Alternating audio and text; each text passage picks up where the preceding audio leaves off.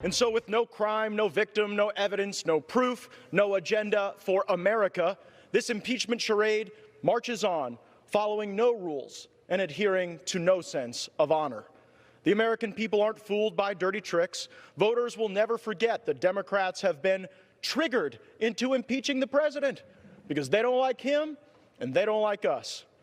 Those who vote yes on today's articles of impeachment must carry the heavy burden of shame and guilt for as long as they serve in Congress, which won't be long because the American people will remember in November. Congressman Matt Gaetz, he was a warrior for the president. He is for his district and for the country, and I'm thrilled that he's on Newsmax tonight. Congressman Gaetz, welcome. How are you, sir? I'm good, and my prediction was true. Some of the Democrats on the House Judiciary Committee who heard that speech were defeated in this last election. It turned out that impeachment for House Democrats was the poison pill that we predicted it would be. Wow. And a lot of folks were also talking about that mail-in balloting would also be a poison pill for the election. Your colleague, Jim Jordan, just overall, how are you feeling tonight about the picture for the president? We get bombarded with fake news all day long. So where are we right now, if you can? Well, I've spoken to the president recently, and he is built for the battle. He understands that if we don't fix these problems now, Republicans may never win another election again. Now, we know that dead people don't always vote, but when they do, they most certainly prefer to vote by mail. And as we've bounced the number of voters in some of these swing states off of the National Change of Address database, we're also seeing tens of thousands of illegal votes cast where people in Georgia, Pennsylvania, Arizona literally manifested their intent to move out of those states and then cast ballots in those states that were counted. And there's another piece of data. You know, I prefer the data over the anecdotes. In the state of Pennsylvania, there's something called the Dorothy effect in the data. In the year 2020, more people over the age of 90 registered to vote than in the 4 years previously combined. Now, either you have to believe that in the middle of a pandemic, there was this explosion of interest in people over the age of 90 and registering to vote, or this is evidence of ballot laundering, of mechanized fraud. And I think we could prove that fraud. The question is, will we be able to do it quickly, and will we be able to show sufficient scale to demonstrate that there might be a different outcome than the media wants the American people to believe? They are so invested in the outcome being Joe Biden is inaugurated. I mean, they said it would happen, so they're desperately trying to make it happen. Can you take us through a little bit more in detail what happened with the ruling in Pennsylvania? I understand all the ballots that came in after Election Day that were segregated. I think they have said that they are invalid. And do we know how many there are?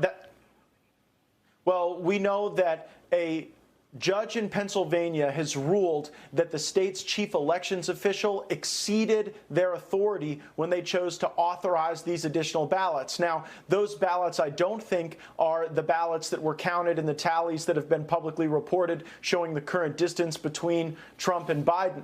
But I do believe it shows that you had lawlessness going on in Pennsylvania, where elections officials just took it upon themselves to exceed the authority that had been given to them by the legislature. And if we allow that to happen, then we're going to see these disparate impacts, these opportunities for fraud. And by the way, Greg, this isn't impossible to do. Here in the state of Florida, we authenticate the mail-in ballots as they're coming in before the election so that you don't have this vast opportunity for fraud where you're having to count millions of ballots, you're separating them from the envelopes they came in, which have the identifying information, and then fraudfeasors just view that as a field day. So this is not like some unclimbable hill. We do it right in Florida, and Republican legislators all over the country better get on the stick, or we will see tragic consequences going forward. I am glad that in Michigan, Republican legislators are now calling for a full audit of that election. And in Michigan, we saw the initial impacts of some of these voting machines that were literally changing the votes